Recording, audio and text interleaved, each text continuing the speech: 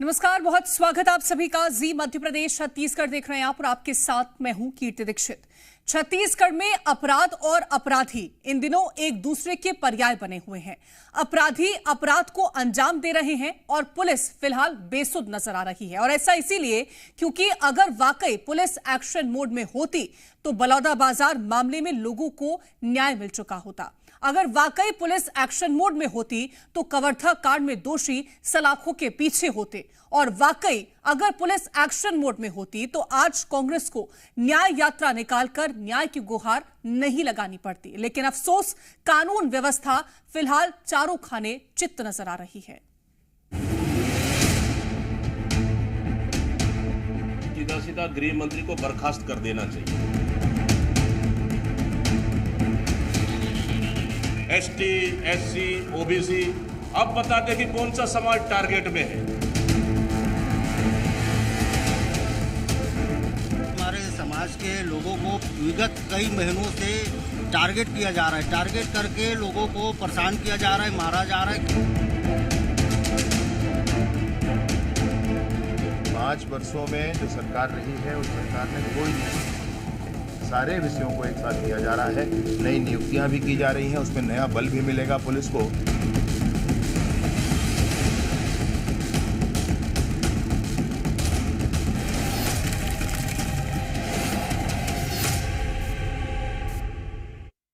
तो सबसे पहले बात करेंगे छत्तीसगढ़ कांग्रेस की, जिसने आज बलौदाबाजार से अपनी न्याय यात्रा की शुरुआत की और इस न्याय यात्रा के जरिए प्रदेश के लचर कानून व्यवस्था पर सवाल खड़े किए हैं। सबसे पहले रिपोर्ट देखिए।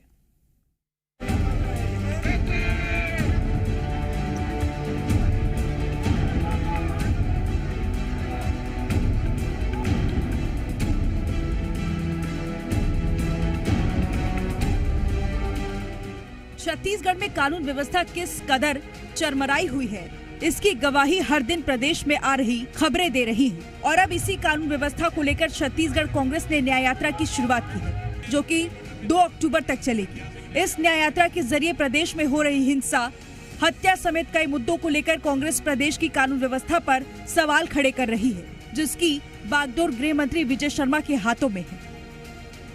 गिरौदपुरी धाम से छत्तीसगढ़ कांग्रेस की न्याय यात्रा आज शुरू हुई। छत्तीसगढ़ कांग्रेस की इस न्याय यात्रा का उद्देश्य है, जो छत्तीसगढ़ कांग्रेस के नेता कह रहे हैं, शांति बहाली।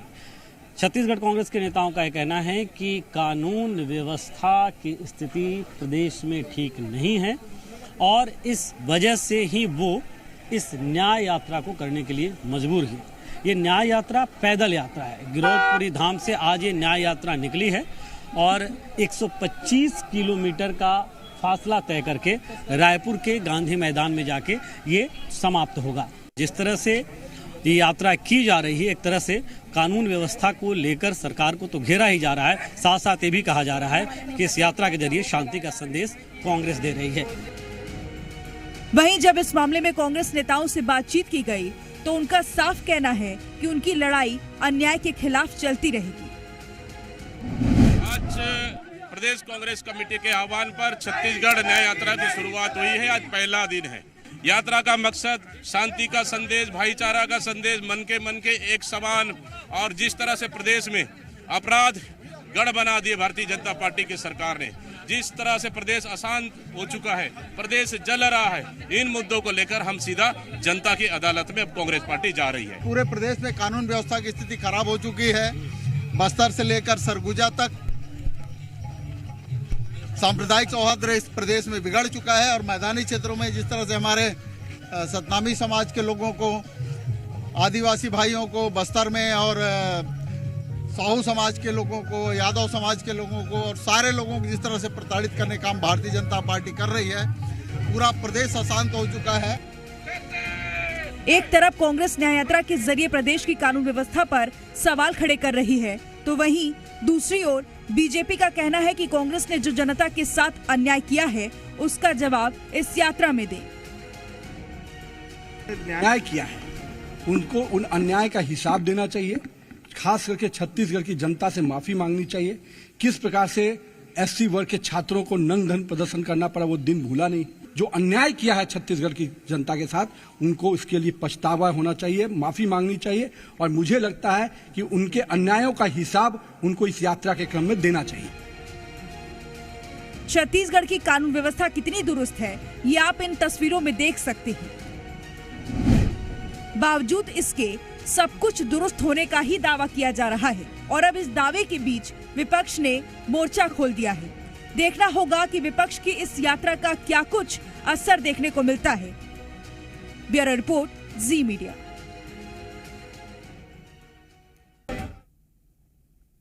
तो कांग्रेस की इस न्याय यात्रा पर बीजेपी का कहना है कि प्रदेश की कानून व्यवस्था दुरुस्त है, लेकिन सवाल ये कि क्या पिछले 9 महीने में हुए अपराध की ओर किसी का कोई ध्यान नहीं है।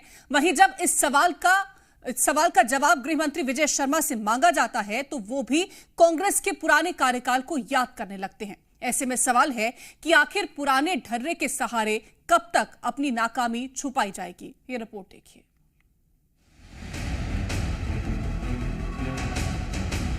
सीधा सीधा गृह मंत्री को बर्खास्त कर देना चाहिए। कानून व्यवस्था और अपराध अगर नहीं रुक रही है तो प्रदेश में गृह मंत्री का होना नहीं होना एक बराबर है। आज कांग्रेस न्याय यात्रा के जरिए जनता के लिए न्याय की मांग कर रही है।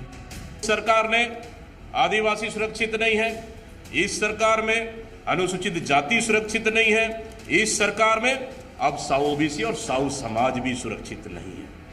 क्या यह सरकार सीरियल किलर की तरह काम कर रहा है क्या? एसटी, एससी, ओबीसी, अब बता दे कि कौन सा समाज टारगेट में है। ये न्याय यात्रा उन लोगों के लिए जिन्हें न्याय की आस है। ये न्याय यात्रा उन लोगों के लिए जिनके परिवार के सदस्य को जिंदा जला दिया गया। कि आपके शासनकाल में ऐसी घटना होती है और आपके गृह मंत्री अपने घर में सोए रहते हैं, ऐसे गृह मंत्री को आप हटाइए और छत्तीसगढ़ शांत प्रदेश रहा है, इसको शांत रहने दीजिए। और ये न्याय यात्रा उनके लिए भी जिन्हें पुलिस कस्टडी में मौत के घाट उतार दिया गया। हमारे समाज के लोगों को विगत कई महीनों से टारगेट किया जा रहा है, टारगेट करके लोगों को परेशान किया जा रहा है, मारा जा रहा है। कई प्रकार की समस्या और घटना सामने आ रहे हैं। सरकार से बर्बरता किया गया है। ये तो माउनी मतलब एक आम आदमी भी इतना बर्बरता नहीं करता। छत्तीसगढ़ को अगर क्राइम का गढ़ कहें तो ये गलत नहीं होगा। ऐसा इसलिए क्योंकि प्रदेश में हर दिन ऐसी कई वारदातें सामने आ रही हैं जो ये बताने के लिए काफी है कि प्रदेश की कानून व्यवस्था फिलहाल तो भगवान भरोसे ही है। बालौदा बाजार मामले में कई कमेटियों का गठन कर दिया गया, लेकिन मामले की अब तक जांच पूरी ही नहीं हुई। इसी तरह कवर्धा कांड में भी बयानबाजियों का दौर खूब देखने को मिला। वहीं गृह मंत्री विजय शर्मा इन आपराधिक वारदातों पर कितने सक्रिय हैं, जरा वो भी सुन लीजिए। 5 वर्षों में जो सरकार रही है उस सरकार ने कोई नियुक्ति नहीं की। जिस नियुक्ति को लेकर के एसआई भर्ती वगैरह को लेकर के आगे बढ़े थे उस पर भी बड़ी गड़बड़ियां की और निर्णय ही न करा सकी पुरानी सरकार। जाने उनके भाव में गलती थी, उनके अभियानों में गलती थी, क्या विषय था। लेकिन अब जा करके माननीय विष्णुदेव साय जी की सरकार में सारे विषयों को एक साथ किया जा रहा है। नई नियुक्तियां भी की जा रही हैं, उसमें नया बल भी मिलेगा पुलिस को। तो सुना आपने, गृह मंत्री जी फिलहाल कांग्रेस के कार्यकाल को ही याद किए बैठे हैं और अपने 9 महीने को नजरअंदाज। सवाल ये है कि क्या इसी तरह बयानबाजी करते प्रदेश में अपराध कम हो जाएगा, क्योंकि सूबे में अपराध अब बेलगाम होता नजर आ रहा है। और ये बात और भी पुख्ता कर रही है सामने आई तस्वीरें। सबसे पहले बात राजधानी रायपुर की, जहां मरीन ड्राइव में युवक की हत्या कर दी गई। 3 अज्ञात बदमाशों ने अंबिकापुर कलेक्ट्रेट के ड्राइवर की चाकू मारकर हत्या कर दी और कारण था लूटपाट। अब शख्स ने अपना मोबाइल बदमाशों को नहीं दिया तो उन्होंने उसकी हत्या कर दी। बात बिलासपुर की करें तो यहाँ चाकूबाजी की घटना रुकने का नाम नहीं ले रही। एक बार फिर पेंडारी के रहने वाले युवक पर बदमाशों ने चाकू से हमला किया। फिलहाल युवक की हालत गंभीर बताई जा रही है। बिलासपुर से ही एक और तस्वीर सामने आई है, जहां सिरगिट्टी थाना क्षेत्र में 2 युवकों के बीच मामूली बात पर विवाद हुआ। विवाद इस कदर बढ़ा कि एक युवक ने दूसरे युवक के सिर पर बोतल से हमला कर दिया और मौके से फरार हो गया। दुर्ग से जो तस्वीर सामने आई है वो भी हैरान करने वाली है, जहां एक महिला को ससुराल में 4 से 5 लोगों ने बुरी तरह पीटा। वीडियो 31 अगस्त का बताया जा रहा है, जो कि अब तेजी से वायरल हो रहा है। जशपुर की बात करें तो यहाँ पत्थल गांव में सरकारी कॉलोनी में चोरी की बड़ी वारदात को अंजाम दिया गया। एक ही रात में आधा दर्जन से भी ज्यादा घरों को चोरों ने निशाना बनाया और लाखों की लूट को अंजाम दिया। सरगुजा के अंबिकापुर से भी हैरान करने वाली तस्वीर सामने आई, जहां अस्पताल संचालक के साथ बदमाशों ने मारपीट की। मामला गांधीनगर थाना क्षेत्र का है। इस पूरे मामले में 2 नाबालिगों को हिरासत में ले लिया गया है। और बात बालोद की करें तो यहाँ एक 7 साल की मासूम के साथ दरिंदगी की वारदात को अंजाम दिया गया। मामला गुरूर थाना क्षेत्र का है। फिलहाल आरोपियों की तलाश की जा रही है। छत्तीसगढ़ के अलग अलग जिलों से आई ये तस्वीरें इस बात की तस्दीक कर रही हैं कि प्रदेश में पुलिस कितनी एक्टिव है और बदमाशों के हौसले किस कदर बुलंद। सवाल यही है कि क्या इन तस्वीरों से गृह मंत्री विजय शर्मा अनजान हैं या फिर फिलहाल पुरानी सरकार को कोसने में व्यस्त। ब्यूरो रिपोर्ट, जी मीडिया। तो ये जो तस्वीरें आपने देखी हैं, इन तस्वीरों को देखने के बाद कई तरह के सवाल हैं और वो सवाल ये कि बढ़ता अपराध आखिरकार कब लगेगी लगाम। प्रदेश की कानून व्यवस्था क्या बदहाल हो चुकी है? कांग्रेस की यात्रा से कितना हाल बदलेगा, ये एक और सवाल है। और क्या अपराध का गढ़ बन गया है छत्तीसगढ़? ये कई तरह के सवाल हो रहे हैं। फिलहाल के लिए जो स्थितियां बनी हुई है वो जानने की कोशिश हम करेंगे। राजेश निषाद हमारे साथ रायपुर से जुड़ गए हैं। राजेश, एक तरफ कांग्रेस न्याय यात्रा निकाल रही है ताकि जगाया जा सके, कानून व्यवस्था को बेहतर बनाया जा सके। दूसरी तरफ गृह मंत्री विजय शर्मा ये कहते हैं कि सब कुछ पिछली सरकार से तो बेहतर ही चल रहा है। अगर ये बेहतर है तो फिर क्या बदहाल की इंतजार किया जा रहा है ताकि और स्थितियां खराब हो जाएं? निश्चित ही देखिए, चाहे न्यायधानी हो या एजुकेशन धानी हो या कहें प्रदेश की राजधानी, इन तीनों ही जगहों पे आपराधिक घटनाएं लगातार बीते कुछ दिनों से बढ़ती जा रही है।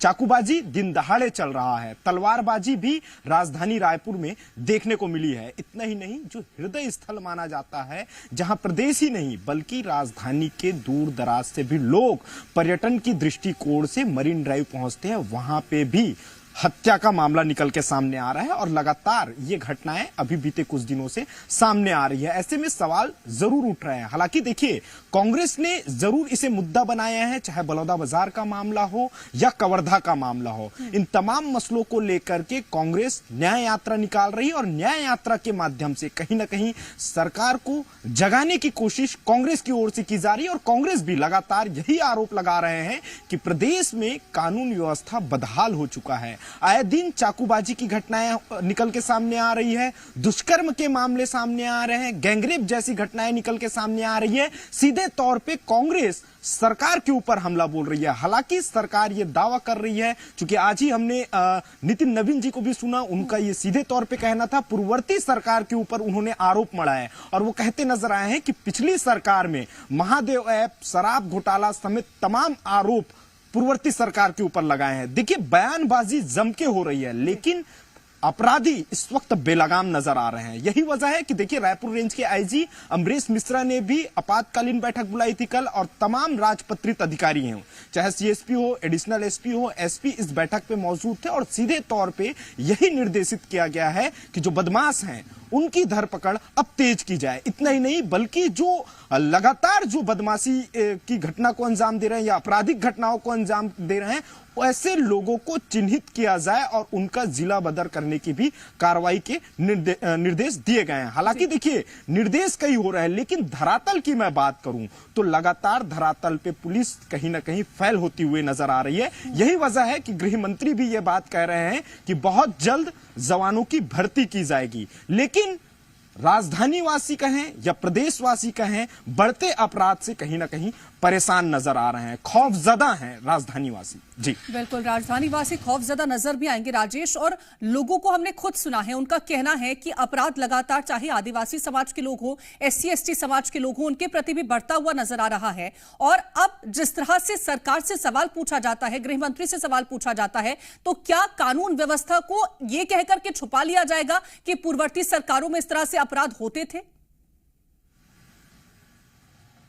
देखिए, निश्चित तौर पे पूर्ववर्ती सरकार में भी अपराध हुए, लेकिन अभी बीते कुछ दिनों से जिस तरह से जो घटनाएं निकल के सामने आ रही है वो बेहद ही चौंकाने वाली है। हालांकि देखिए, सरकार की ओर से यही कहा जा रहा है, चूंकि देखिए अभी कुछ दिन पहले ही खुद प्रदेश के मुख्यमंत्री विष्णुदेव साय ने एसपी कलेक्टर की कॉन्फ्रेंस ली और इस दौरान जो तमाम संभाग से या रेंज के जो आईजी पहुंचे हुए थे उन्होंने भी अपनी बातें रखी है कि किस तरह से उनके क्षेत्र में आपराधिक घटनाएं हो रही है और उसे रोकने के लिए क्या कुछ कदम उठाए जा रहे हैं। लेकिन राजधानी या अन्य जगहों की मैं बात करूं तो देखिए, कहीं ना कहीं सवाल जरूर लोग उठा रहे हैं, चूंकि लोग परेशान हैं। कहीं पे भी लूटपाट की घटनाएं हो रही है, कहीं पे भी मारपीट की घटनाएं हो रही है, दिन दहाड़े चाकूबाजी की घटनाएं हो रही है, चोरी की घटनाएं भी अभी लगातार सामने आ रही है। अभी हाल ही में राजधानी में ही चूंकि दुष्कर्म का भी मामला निकल के सामने आया, जिसमें लैब टेक्नीशियन के साथ उसी के सहकर्मी ने दुष्कर्म की घटना को अंजाम दिया। हालांकि इस मामले में गिरफ्तारियां हो गई है, लेकिन जब पुलिस से या सरकार से यह सवाल पूछा जाता है तो यही दावा किया जाता है कि कार्रवाइयां बहुत तेजी के साथ हो रही है और पिछली सरकार के ऊपर यह आरोप मढ़ा जाता है कि पिछली सरकार के दौरान तो कार्रवाइयां भी नहीं होती थी। हमारी सरकार में हम लोगों की सुन रहे हैं, समस्याओं का समाधान कर रहे हैं, तत्काल एफआईआर हो रही है और गिरफ्तारियां भी हो रही है। लेकिन लगाम कसने की जो बात है वो कहीं ना कहीं कानून व्यवस्था की बात करें या अपराधियों पे लगाम की बात करें, वो कहीं ना कहीं जो पुलिस डर, जो प्रशासन खौफ होना चाहिए वो फिलहाल के लिए नजर नहीं आ रहा है अपराधियों में, और इसी को लेकर के सवाल लगातार कांग्रेस भी उठा रही है। फिलहाल बहुत शुक्रिया आपका तमाम जानकारी पहुंचाने के लिए राजेश।